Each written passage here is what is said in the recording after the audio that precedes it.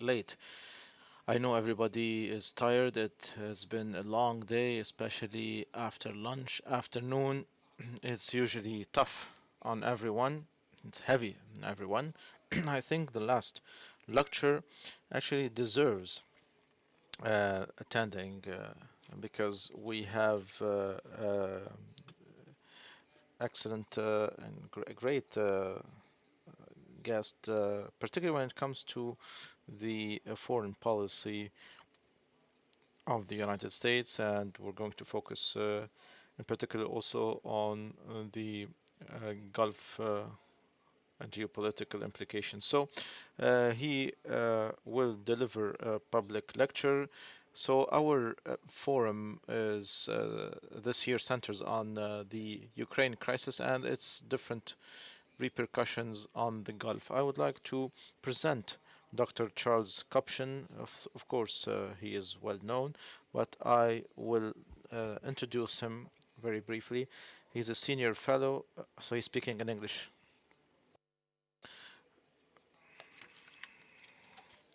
هو زميل أول في مجلس العلاقات الخارجية في نيويورك وأستاذ الشؤون الدولية في جامعة جورج تاون في كلية to the President and Senior Director for European Affairs on the National Security Council in the Barack Obama administration. He was also the Director for European Affairs on the National Security Council during the Bill Clinton administration. He has been a professor and scholar at several universities in the United States, including Princeton, Harvard, and Columbia, as well as the International Institute for Strategic Studies in London. He has authored numerous books, most recently Isolationism, A History of America's Effort to Shield Itself from the World, published in 2020 by Oxford University Press. Dr. Charles Kupchan, thank you very much again for joining us. The floor is yours. You have 30 minutes. Thank you very much. It's my pleasure to be with you today. I wish I could be there in person. Maybe we can make that happen at your next forum. I'm going to begin by trying to describe the impact of the Ukraine war on the global landscape, the structure of the international system, how this war is likely to play out in the coming months, and just try to give a sense of the geopolitical impact of this conflict globally. I'll then step back and discuss some of the implications for security and relationships in the Gulf region, and then pull back out and offer some broader comments about what we as scholars, as people interested in understanding the nature of our moment, the big questions of the day. So at the global level, I think what we're witnessing here is a war that is expediting the arrival of a world in which we see two significant blocks. One, the liberal democratic bloc anchored by the United States, NATO, its key democratic allies in the Asia Pacific, and the other is a bloc anchored by Russia and China, a counterweight to the West, a order that is based upon principles of autocracy rather than liberal democracy. And I think we're heading toward a world that is characterized by militarized rivalry, geopolitical tension between these two blocks, these two systems. I think we were headed slowly in that direction before the Ukraine crisis. And that's simply because we are coming out of a period of what we call unipolarity. In the 1990s, the United States was alone as a global superpower. China, over the last couple of decades, has continued to grow. China will, by the end of this decade, likely have the world's largest economy measured in terms of aggregate GDP. And so we knew that we were headed to a world in which the United States would not enjoy the material or ideological predominance that it did when the Cold War came to an end. But I think in many respects, the war in Ukraine expedites the arrival of that world because it creates militarized competition between the West and Russia. It pushes Russia more fully into the arms of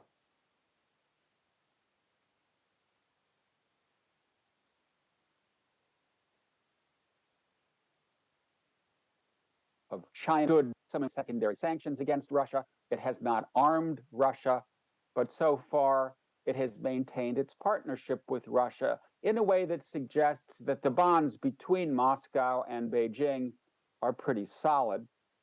I also think that there has been a recent event that consolidates the nature of the Sino-Russian bloc, and that is the American decision that was taken roughly 2 weeks ago to impose sanctions against China in the semiconductor industry. This, to me, was a very significant policy development. It is, in some ways, a shot across the bow that the US sees China not just as a strategic competitor, but a major economic competitor, and it will take steps to try to arrest China's move into high-end technology. I have some reservations about the timing of this policy move because I do think that there may have been a way to forestall China's increasing bond to Russia, because I think in the end, China is not completely comfortable with the war in Ukraine. And that's simply because China has risen on the back of geopolitical and economic stability. Russia's invasion of Ukraine undermines geopolitical and economic stability. And I think that's one of the reasons the Chinese are not violating secondary sanctions and are not arming Russia. But I do think that the decision by the Biden administration to begin to impose these very significant sanctions against the sale of semiconductors is a pretty big deal that will help consolidate the Sino-Russian relationship. And so I do think that we're headed toward a world that looks more bipolar than the world that existed before Russia invaded Ukraine. Now, one further reflection on this world is I'm struck by how much of the rest of the world is not choosing sides. All of Latin America, Africa, the broader Middle East, South Asia, Southeast Asia is not saying we're with you, the United States and your partners. We are not with you, Russia, China, and your partners. We are staying on the sidelines. We don't want to choose. And I think that gives us a sense that this world that we are headed into will be much more multipolar in character and practice than bipolar. Yes, there will be these two more significant blocks, a liberal democratic bloc, an autocratic bloc, but many other countries in the world, they will find their way one day tilting in one direction, one day tilting in another direction. And I think there are very significant indicators that that's what we're going to see. Take India, for example. India is a country that has not condemned the Russian invasion, that continues to have a good relationship with Russia. India, at the same time, stands up to China, joining the so-called Quad, but is also a member of the Shanghai Cooperation Organization. India is navigating in a very, I think, a savvy way in some respects to avoid having to take sides. I thought that the decision by Saudi Arabia to decrease oil production a few weeks ago was a significant sign that the Saudis see themselves as having a new level of autonomy. And this is partly about preserving a relationship with Russia, and it is partly about the recognition of China's growing importance. 2/3 of the world today trades more with China than with the United States. That suggests to me that we're headed into a period of significant fluidity, when in many parts of the world, countries are going to hedge and are not going to align themselves in a very durable way with either one bloc or another. Now, the the big question in my mind is, what is this division, this emergence of a world where, unfortunately, we're headed toward rivalry between blocs? What are the implications of that? For me, it means that we are probably looking at a world in which the demand for global governance vastly outstrips the supply of global governance. And what I mean by that is we really are in a world today that is irreversibly globalized and interdependent. Climate change, pandemics, global energy, nuclear proliferation, cyber governance. These are issues that require broad-based international cooperation. We're never going to tackle climate change if we're not working with China. And so how we manage the global agenda, how we find a way to provide global governance, yet at the same time realize that we are headed toward a more competitive, ideologically divided world. This, to me, is one of the key questions that we need to debate. And I worry that we are headed into this period in which, because of ideological division, we will be inadequate in tackling the global agenda. Let me pivot and talk a little bit more about the war in Ukraine, because I think how that war unfolds and how it ends will have a significant impact upon the international system going forward. I see a couple of different scenarios. One scenario, which I would say is the most likely outcome, is that we head toward a new frozen conflict. And by that I mean a war that dies down over time, but does not lead to a stable peace and a diplomatic settlement. And we've seen that occur throughout the former Soviet space. And as a consequence, I think it's safe to say that's where we may be headed. Yes, I think Ukrainians will continue to make advances. Will they be able to expel Russia completely from eastern Ukraine? We'll have to see. But my best guess is that we just settle into a new frozen conflict. And that would suggest to me a very, very difficult relationship with Russia and between Russia and the West for the foreseeable future, with sanctions continuing for a very long time. That to me is the most likely outcome. Another possibility is that Putin does not survive this war. And we are seeing in Russia today a level of discontent, of open criticism of Putin that is unprecedented. The war has not gone well. Russian troops in eastern Ukraine are, as far as we know, under-equipped, underfed, and in disarray. This is not a war that has strengthened Putin's political position.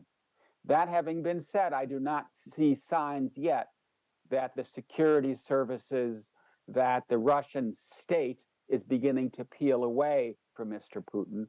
And until we see signs of that kind of unraveling of Mr. Putin's power, I think we have to assume that he will be at the helm for quite some time, well into the next decade.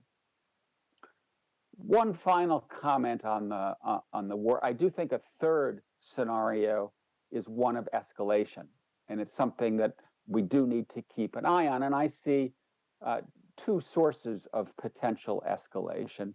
One is that Ukraine itself takes actions that could provoke Russia to up its use of force, potentially even involving the use of a nuclear weapon. We've already seen the Ukrainians attack the Kerch Bridge, which for Putin was a very significant setback and has triggered a punishing, very, very upsetting campaign against Ukrainian cities, civilian deaths, pummeling the infrastructure of Ukraine's energy grid. Another question that I think we have to ask is, will Putin be able to lose? Can he afford to lose? What happens if Ukraine, as it has stated, will continue to push back Russian forces and attempt to retake all of Donbass and all of Crimea? Will Putin, under those circumstances, escalate conventionally or even consider the use of a nuclear weapon? If he does consider the use of a nuclear weapon, if he does deploy it, use it, to me, this is inevitably a wider war. NATO, I think, would have no choice but to respond militarily with force against Russian forces operating in Ukraine.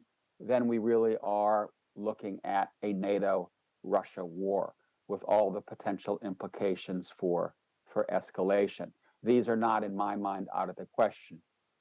One final issue that I think we need to keep an eye on is the blowback of this war on the global economy. It is causing dislocations everywhere.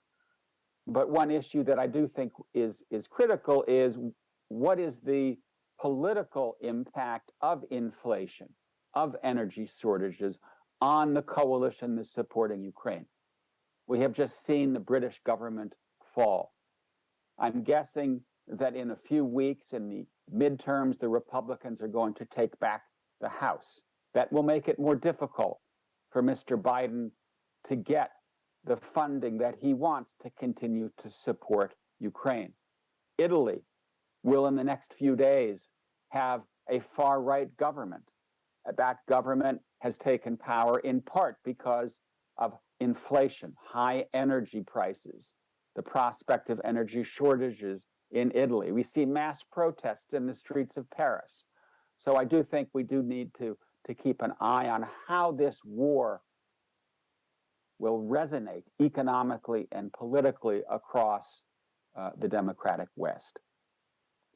Let me now say a few things about the impact of the war in Ukraine and a more divided geopolitical landscape for the Gulf region and the broader Middle East. Number one, I do think that we will continue to see a lighter American footprint in the region. One of the reasons that the United States withdrew from Afghanistan, despite the prospect of a Taliban takeover, was a desire to reset geopolitical priorities and to focus American assets, American attention, American resources on the traditional geopolitical heartland of Eurasia. Now that Russia has invaded Ukraine, U.S. is focused not just on the Indo-Pacific and containing China, but Russia as well. And that's why we are seeing more and more U.S. troops, aircraft, naval vessels move to the European theater, even as the pivot to Asia goes forward. That suggests to me that there will not be the political capacity or bandwidth, the military and economic resources to engage in the broader Middle East in the same way that the U.S. has for the last 20 years. I do not see a disengagement. I think the U.S. will compensate for reducing its military footprint by becoming more engaged diplomatically. But I do think that overall, we are witnessing a period in which the U.S. presence, the U.S. readiness to engage in the region will be diminishing. The second point is that, yes, on some level, this will provide entree to China and Russia, and we'll see more China in the region. And I do think that we are in a period in which China is showing up through the Belt and Road Initiative everywhere. And it is a significant development. That having been said, I don't think that we are witnessing a quote unquote changing of the guard. That is to say that we are witnessing China show up as the major player in the Gulf region instead of the United States. China is on the way up, but it doesn't have the global reach or global capacity of the United States. It has really one major overseas base. The United States has hundreds. Its military is developing, but it is still a military heavily focused on its own region, the South China Sea, the Asia Pacific. And China is in general much more of a mercantilist power than is the United States, which was more interested in engagement, in resolving political and geopolitical issues. You're not going to see China play the role that the United States did. And that leads me to believe that we will see more of a vacuum than we will a world or a region in which China becomes the key player. And in that respect, I think there will be more regional autonomy. Regional integration will matter more. I think we're probably headed into a period of history in which there will be less global provision of public goods and more regional provision of public goods. And so that says to me that bodies like the Gulf Cooperation Council, ASEAN, the African Union, the Organization of American States, these bodies are going to become more important as we see a world in which there isn't any particular country that is the global provider of public goods. And so I do think that this is a time of greater regional autonomy in the Gulf, in which countries in the region should look to their own capacities, their own strategies, their own regional organizations to provide a greater share of the public goods. I also think that as we see less direct great power engagement in the region, there will be alignments in which regional powers become more important. And that says to me that the normalization of Israel's relationship with some countries in the region through the Abraham Accords, that's likely to continue because of the size of Israel's economy, because of its military capability. So I do think that we are beginning to see a long-term, so this is not something that will take place overnight, but I do expect there to be further progress on the normalization front.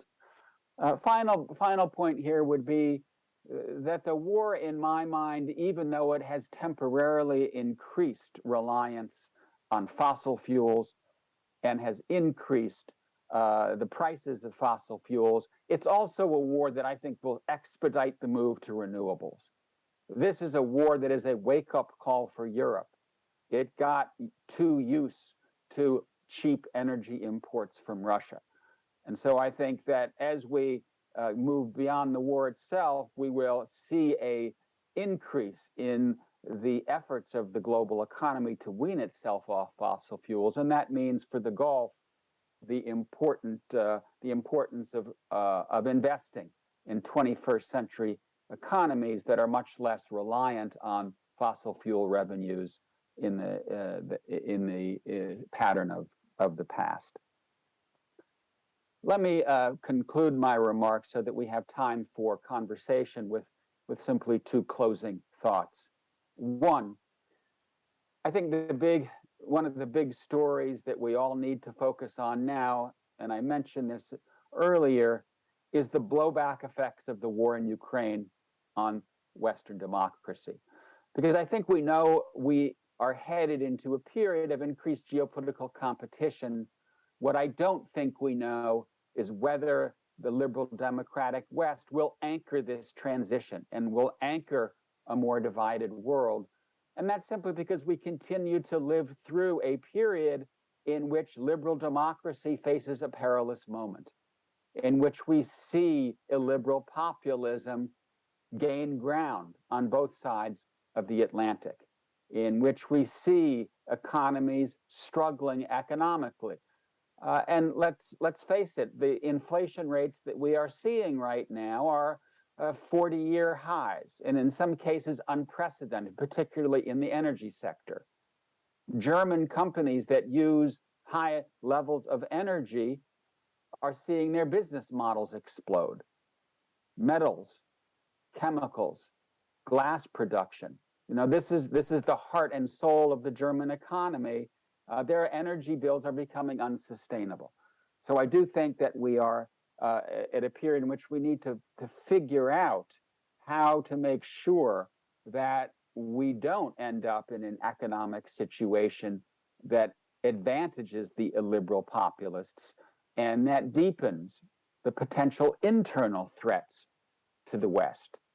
Because in the end of the day, Western democracies need to reanimate their political institutions, deliver for their citizens to make sure that they are politically and economically healthy as we head into this uncertain period in international history. And then my final point is simply to reinforce the urgency of finding ways to work across ideological dividing lines. Yes, we are headed into a period of new international polarization, a world in which two major blocs do seem to be forming. But as I said earlier, we are now in a world that is irreversibly globalized, irreversibly interdependent. And for the first time in history, that globalized and interdependent world will not be anchored either by Pax Britannica or by Pax Americana. That says to me that we need to find a way to get broad-based international cooperation to work across ideological dividing lines. Because if we don't do that, we are not going to be able to tackle the great global challenges of our time moving forward. I will stop there and I look forward to the conversation.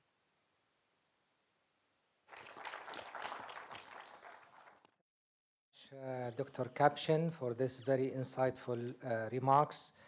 Uh, I will, of course, open the floor for questions, but before that, I would love actually to hear your perspective on the recent turn of the U.S.-Saudi relations. You know that President Biden, when he came to the region last summer, he said that one reason that actually made him change his mind and visit Saudi Arabia is that he doesn't want actually to create a vacuum that can be filled by China, Russia, and Iran. But now we see this recent spat between the United States and Saudi Arabia over the decision by OPEC Plus on cutting the oil production by 2 million barrels a day.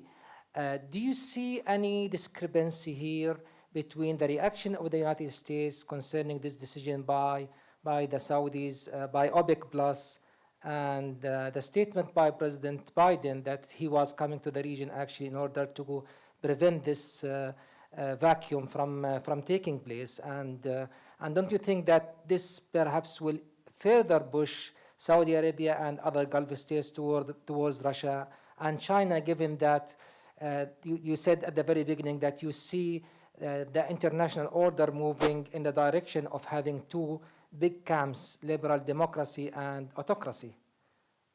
What would you say about that? I would say that you're right to point to that decision by the Saudi leadership as a very significant sign of a world in which there will be great international fluidity and in which the stable alignments that we took for granted in the past are no longer so stable. And that's because Mr. Biden did take a risk in going to Saudi Arabia. As you well know, he was under a lot of domestic pressure not to make that trip because of the Khashoggi issue and issues of human rights. But he did, and he did in part because the war in Ukraine has had a huge impact on the energy situation globally. And I think that with the Saudis, with Iran, with Venezuela, the United States is reaching out and trying to find ways to get more oil into the global marketplace. And the fact that the Saudis, in the aftermath of that visit, decreased production says to me that the Saudis are playing hardball and that we are now in a world in which these traditional alignments are simply much more fragile and in which we can't count on them. I do not see this as the Saudis putting their marbles all in the China basket or in the Russia basket, but I do see this as a sign that one day the Saudis and others will tilt this way. The next day, the Saudis and others will tilt that way. In other words, Saudi Arabia, other countries in the region, much of the Middle East has choices, has options, has more room for maneuver than in the past because there is this more fluid international landscape.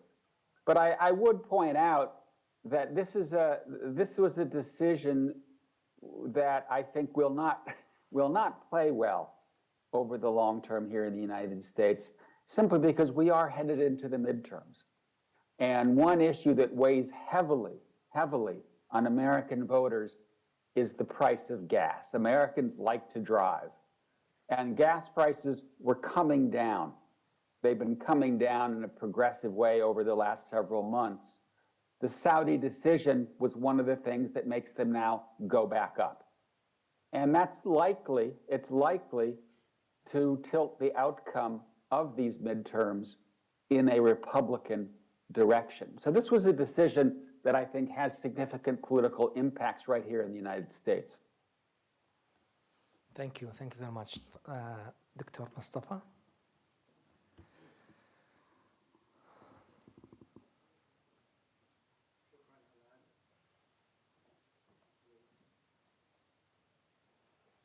I'll take a few questions and then we'll go for another round.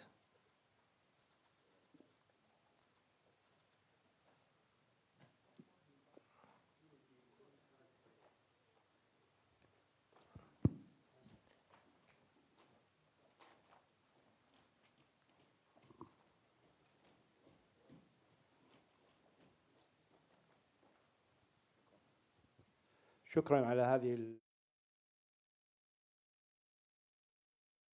I have two questions. Only hours ago today, the United States decided to send 5,700 from the airborne 101 division to airborne division to be sent to Europe in defense of any aggression against NATO. You said there will be countries in Africa, Southeast Asia, Africa, who took a neutral stance. How will these countries react if there is a confrontation between NATO and Russia? This morning we also hear that there was targeting of the infrastructure in the Ukraine. My second question, I disagree with you that the war in the Ukraine is pushing the world towards renewables. I disagree 100%, and I hope tomorrow you will listen to my presentation where I'll refute that. It's true that Germany is suffering, but they will move in different directions. I will not delve into any details now, but there is an important basic point here that should be mentioned, that there are calls in the Congress to go back to shale gas, and Biden said clearly that he does not favor, and this is another indication to where the market is moving. Thank you, Dr. Mustafa. Dr. Abdul Wahab.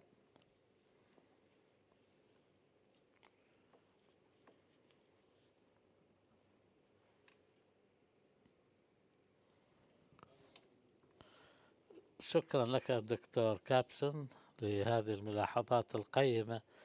النقطة الأولى التي أود أن أبينها هي أن أسألك عن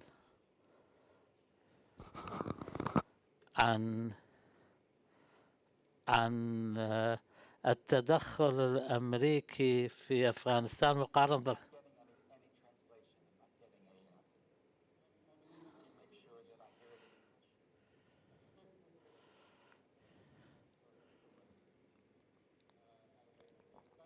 Thanking you for your insights. I بعد أن started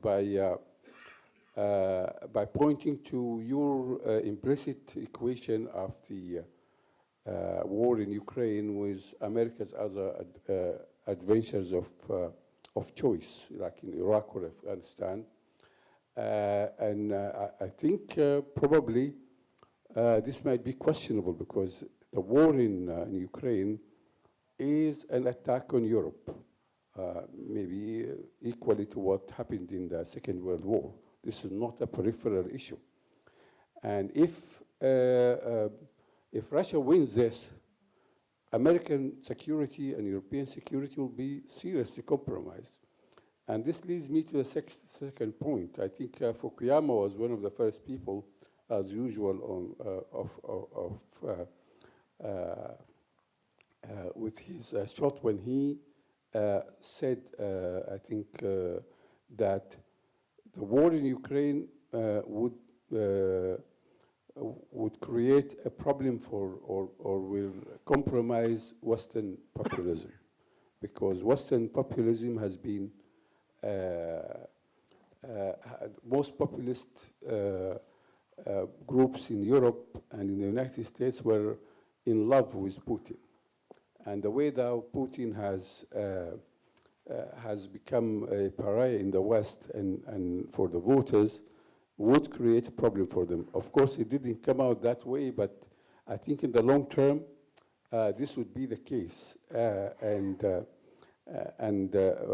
of the issues is that if, as you said, for example, Russia escalates, or if it wins anyway, or if the West drops the ball, then, and also if then the Republicans come to power, usually it's not the Democrats and the liberals who focus on foreign wars and foreign threats. The logic of populism and the logic of the right wing is to try to create and focus on foreign enemies, and that's how they operate. So they might want to up the antes in this.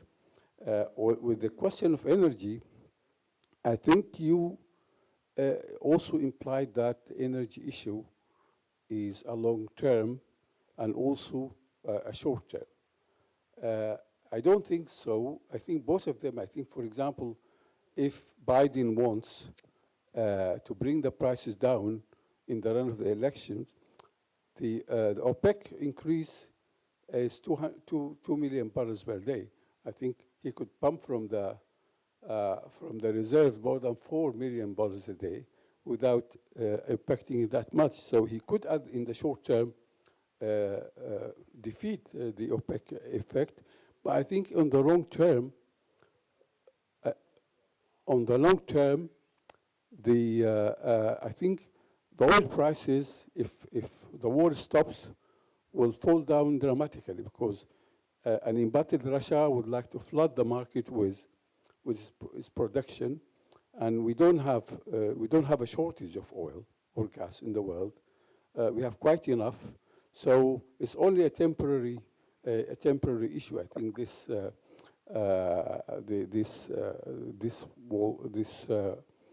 finally, with regarding to the Gulf, which is, I think, the central issue of this discussion, if, as you said, things proceed either with Russia winning or Russia losing, it is not going to be saying that the region should be autonomous would be problematic in both cases.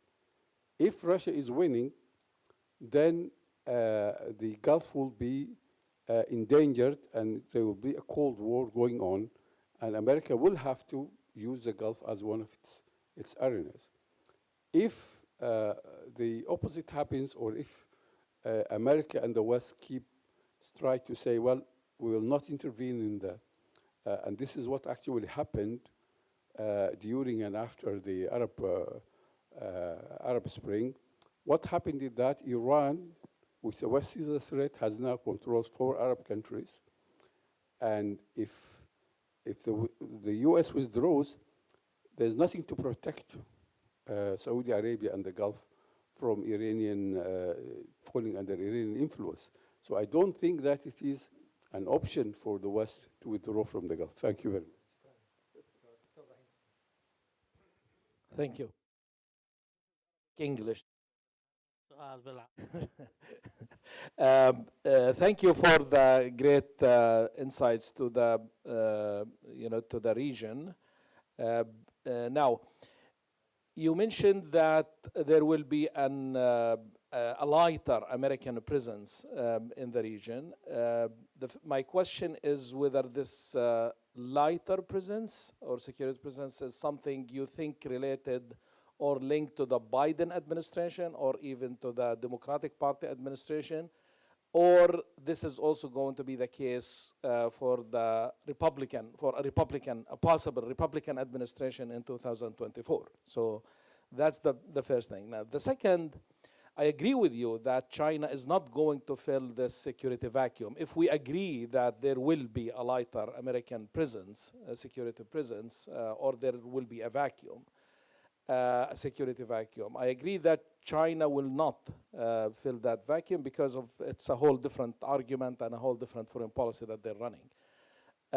But not sure what made you conclude that who's going to fill this vacuum is the regional organizations, namely the GCC or the Arab League or the OIC or the African Union or any other regional organizations. So that's something, I'm not sure how you reach this conclusion because we haven't seen any of that. Practically, we are actually experiencing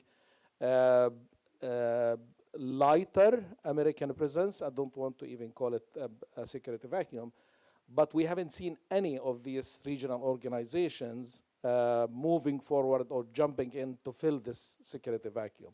Now, another conclusion that you reach that is going to be autonomous, meaning that no one will fill this security vacuum that's resulting from the lighter American presence or security presence in the region that you assumed. And again, still not sure whether this is linked to the Democratic Party or both, Republican as well.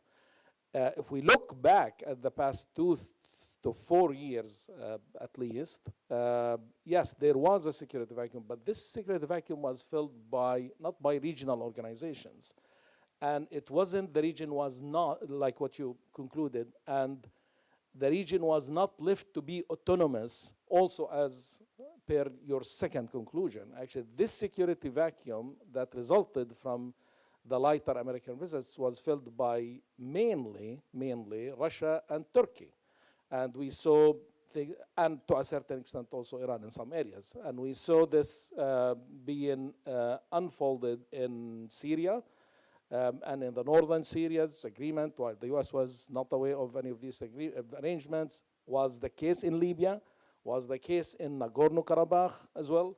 So it was in all these issues more of a Turkish-Russian thing. So especially if we see, and I'm ending here, especially if we see Russia at least not emerging victorious in the Ukraine war, but at least as your first conclusion per a frozen conflict, which I think it's one of the very likely outcomes. I think this security can be filled, the vacuum can be filled by Russia, Iran, which is at the heart of the American security, which takes us back to the original point of your conclusion that there is a lighter American presence. Thank you. One last question, Dr. Abdullah. I'll come back if we have time. We have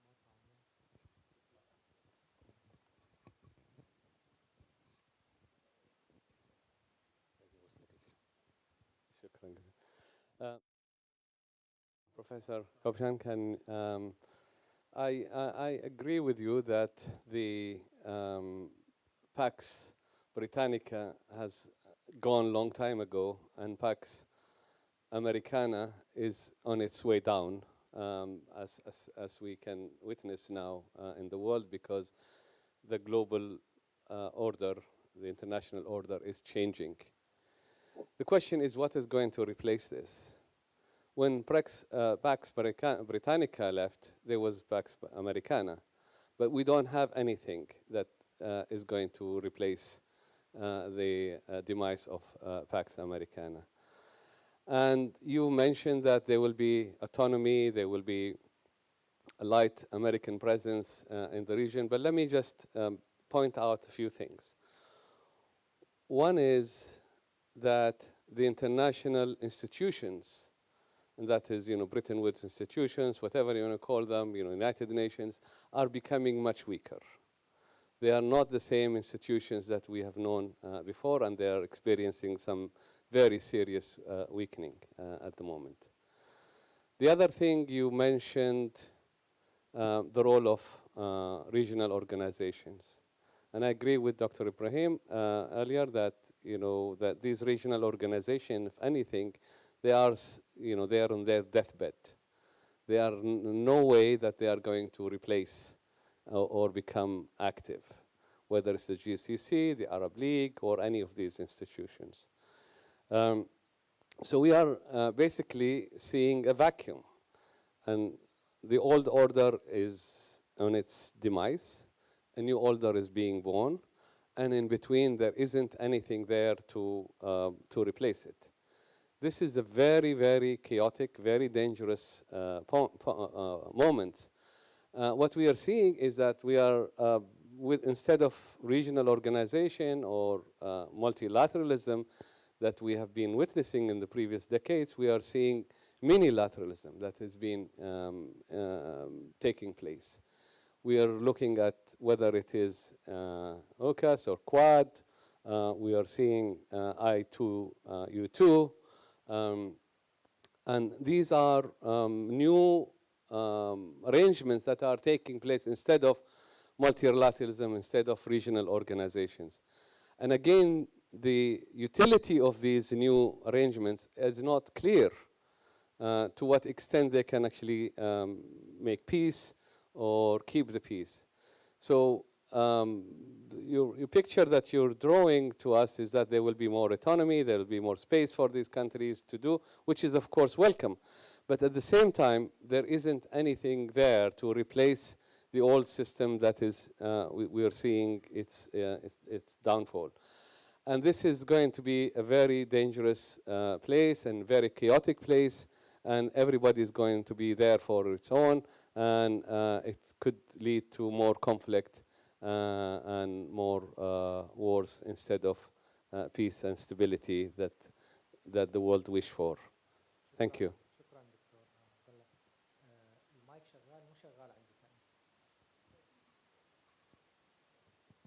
Dr. Kupchan, can you hear me? Yes, I can. Okay. In fact, you have a lot at hand to deal with in a few minutes. So please, feel free to answer whatever question you feel are worth answering amongst. I know. Most of the questions are worth answering, but it's up to you actually to pick up the ones that you feel you want to talk about. Okay. Well, thank you very much for those very, very penetrating questions. I will try to hit the major issues that all of you have raised. In terms of the situation in your region, I do think that the pullback that we've seen in the United States, I would call it retrenchment, not withdrawal. It's a lighter footprint, but not no footprint. The infrastructure that the United States has built, really going back to the Rapid Deployment Force in the 1980s, that will stay. And so we're not looking at something that would be a parallel to the British decision to withdraw in the late 1960s. The U.S. will be engaged. It will maintain its bases, but we've been living through a period really since 9/11 in which the Gulf region, the broader region, has been at the center of American security policy, and in which the bulk of American resources, warfighting, nation building, has really been in that broad arc from Afghanistan to Iraq to Syria. There was the intervention in Libya. What I'm suggesting is that that's done. right? And that there is a bipartisan consensus that was the basis for the decision to withdraw from Afghanistan. And that decision has broader regional implications. One of the questions focused on, well, what about the Republicans? I think it will deepen with Republican control, in part because the Republican Party is shifting in the direction of the America First crowd. It's not an isolationist impulse, but it is an impulse to continue to focus on the United States, to invest at home. And so I think that this, what we would call entrenchment impulse, is here to stay. It's not going to be reversed if the Republicans take command of the Congress or of the White House. The second observation is that you're right to say that this could be a more dangerous moment. I agree with those of you who were not particularly bullish about the GCC or other regional organizations, and my comments were not meant to suggest that the GCC is going to wake up overnight and be the solution, but rather that there is growing need and room for regional initiative. Now, whether that comes through formal institutions or whether it comes through small group initiatives remains to be seen. But I do think that we're going to see lots of different options here. And yes, one of the questions said that, well, the Russians and the Turks have filled the gap. And to some extent, that's true. But a neo-Ottoman Turkish policy is not the solution here. I think that we're just in a period in which there'll be great fluidity, mixing and matching. But I think it's important for the countries of the region to realize that this is a period of fluidity, and initiative, regional initiative, will be important, because I don't think that either the United States or China or Russia or Turkey or anybody is going to be a dominant player in the way that the United States has been over the recent past. On the war in Ukraine, I did not at all mean to suggest that this is just another American foray that's not going to turn out well. I think that Ukraine is a strategic priority. I fully support the initiative that Mr. Biden has taken to help Ukraine defend itself. And it's worked extraordinarily well. The arming of Ukraine, the sanctions against Russia, the beefing up of NATO's eastern flank. But, and it's an important but, I don't believe that we should go to World War III. I do not believe that if it comes down to Crimea, that we should decide that, yes, it's now time for NATO to engage in a war with Russia, because I think that would turn into a world war. It would be World War III. To find that important balance between arming Ukraine, helping Ukraine defend itself, and seeing this turn into a wider war. But I fully support the effort of NATO to help Ukraine prevail against Russian aggression. I do coming back to the importance of making sure that liberal democracy emerges from this war and from this period, especially having lived here in Washington through the Trump era, that we still are in a moment of political fragility as political poison in our societies. So concerned about keeping an eye on that issue. On the, I will defer to those of you in the room that are more expert than I, but I do think short term for sure. Short term, we're seeing an increased global dependence non-fossil fuels, increased production. Over the longer term, I would guess that we will see an expedited turn in the direction of renewables, but that